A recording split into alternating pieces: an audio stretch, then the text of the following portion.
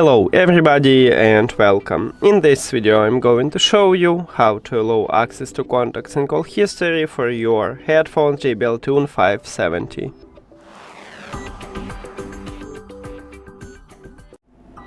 You have to start by open settings and then go to connected devices. Now click the settings icon near to your headphones at the device list. And right here we have allow access to contacts and call history. You may have it at the beginning, no, in the middle.